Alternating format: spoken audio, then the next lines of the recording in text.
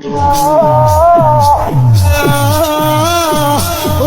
تطلع ويكل شهقه واسمع بس صوت العدوان. هذا حسين الجاي انسحقه، هذا حسين الجاي. ليش هيك يا ما ضل